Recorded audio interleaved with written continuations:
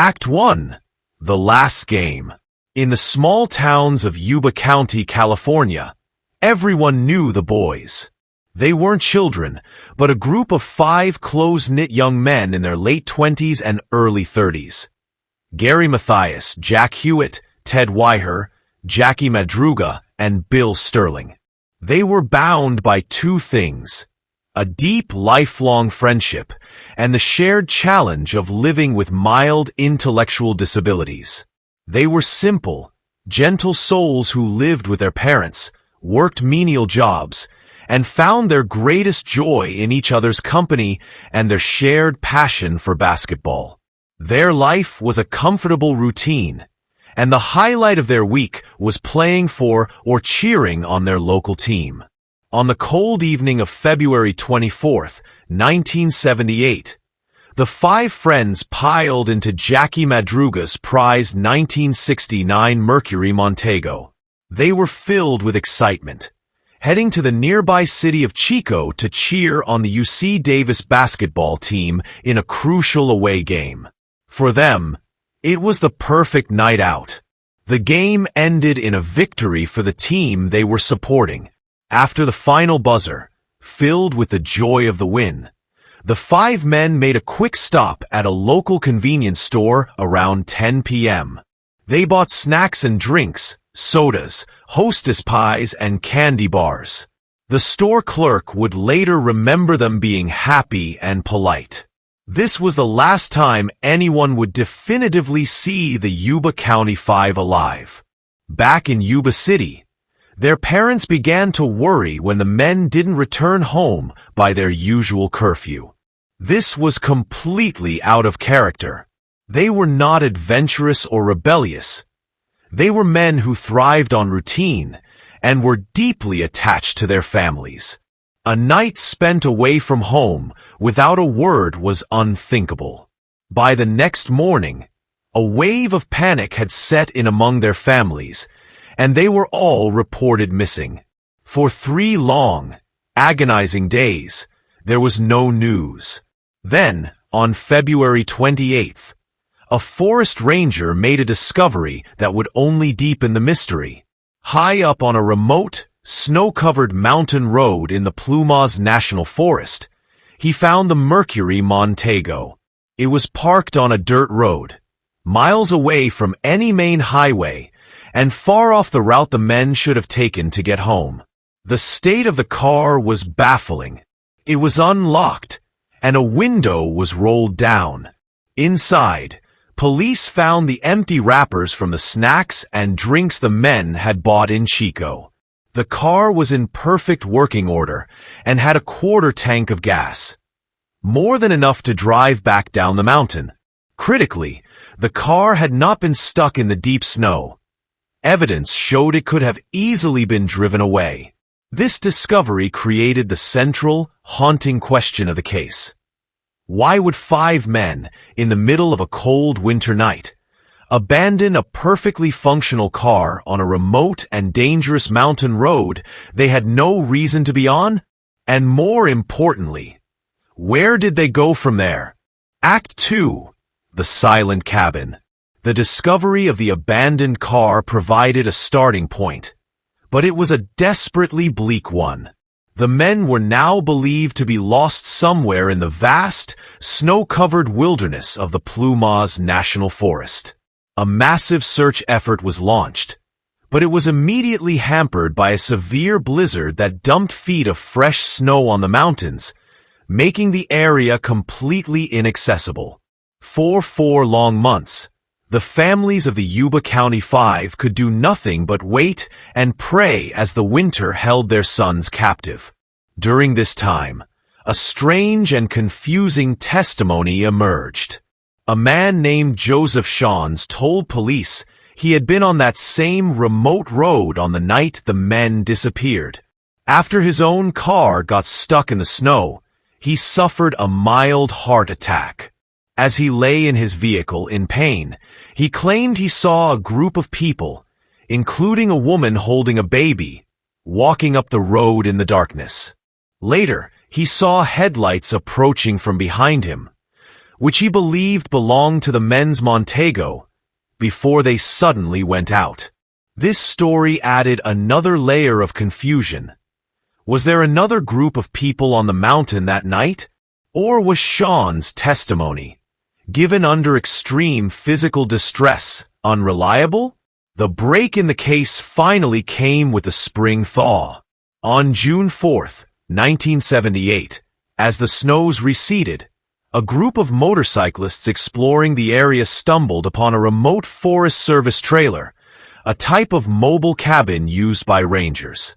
It was almost 20 miles away from where the men's car had been found, a long and arduous journey on foot through deep snow. The door to the trailer was open. Inside, they found a scene of profound tragedy and baffling mystery. Lying on a bed, carefully wrapped in 8 sheets like a mummy, was the emaciated body of Ted Weiher. He had been dead for a long time.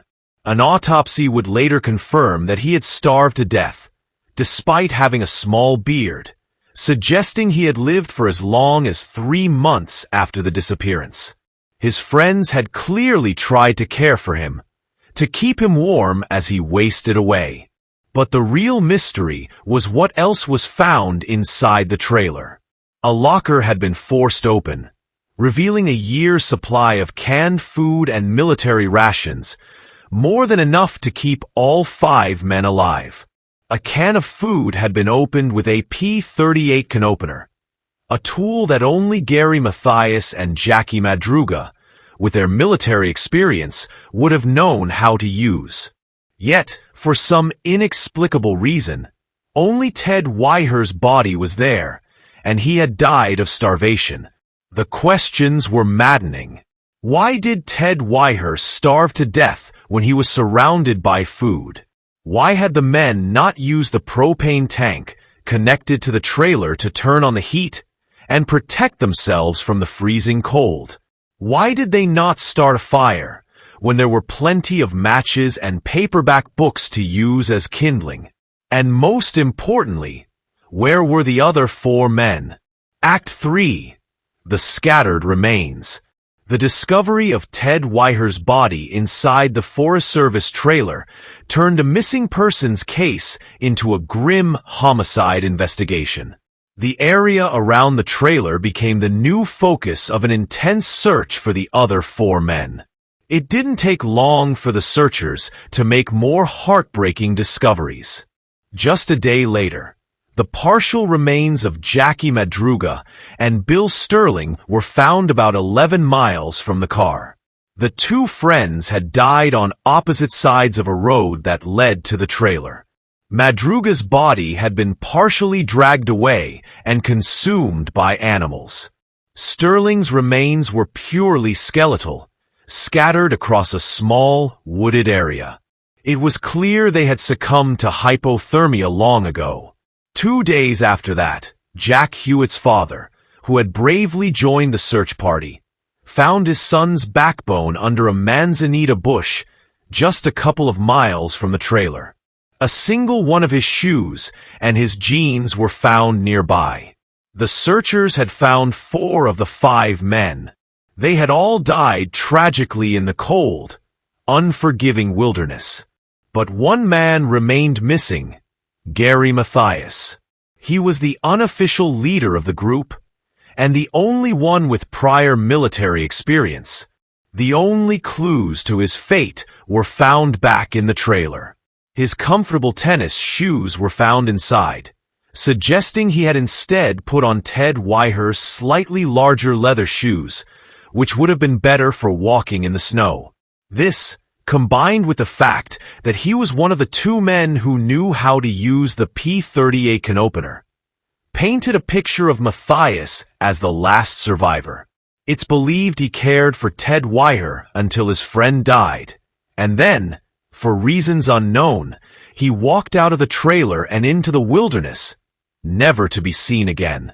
With 4 bodies found and 1 man still missing, investigators were left to piece together what happened. The theories were as frustrating as they were tragic. The first and most obvious was foul play. Did the men witness something they shouldn't have on that mountain road? Did they encounter the mysterious group described by Joseph Shawns, who then chased them into the woods, causing them to abandon their car? This would explain their initial panic, but it doesn't explain their actions in the trailer.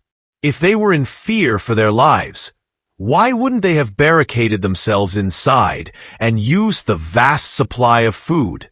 The second theory points to a tragic case of disorientation.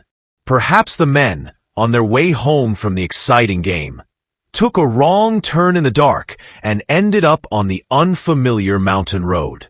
Fearing they would get stuck in the snow, they might have abandoned the car to find help. In their mild state of panic, and perhaps confused by their disabilities, they may have seen the lights of a distant town and started walking towards them, not realizing they were heading deeper into the forest. A final, more troubling theory centers on Gary Mathias himself. He had a history of schizophrenia. While he was being treated and was considered stable, could the stress of the situation have triggered a psychotic episode? Did he, in a state of delusion, lead his friends on their fatal journey into the wilderness? This theory is contradicted by the evidence that he seemed to care for Ted Weiher in the end. But what happened to him after he left the trailer remains the final, unanswered piece of this heartbreaking puzzle. Act 4. The Missing Piece. The case of the Yuba County Five remains one of the most tragic and baffling unsolved mysteries in American history. It is a story with no villains, no clear motive, and no definitive answers. All that remains is a series of deeply unsettling questions. Why did 5 men abandon a perfectly functional car?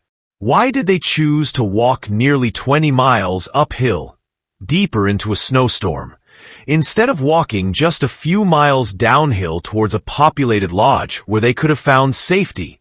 Why did they break into a trailer full of life-saving supplies, only to ignore them? Why would Ted Weiher, a man who loved to eat, starve to death while surrounded by a year's worth of food?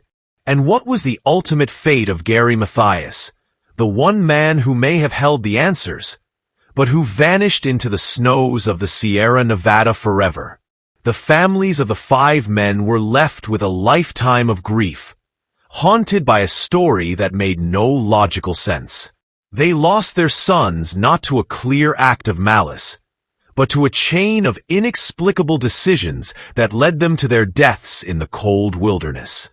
Because of its eerie similarities to the famous Russian incident, a group of friends, a winter wilderness, and a series of baffling choices leading to their deaths, the Yuba County Five case is often called America's Dyatlov Pass. It is a heartbreaking puzzle with a crucial piece forever missing. We may never know what fear or strange compulsion gripped the boys on that cold February night, sending them on a fatal march away from safety and into the heart of a lingering, tragic mystery. What do you think happened to the Yuba County Five? Share your theory in the comments below. And for more of history's most heartbreaking and unsolved cases, don't forget to like this video and subscribe to Dark Cell Stories.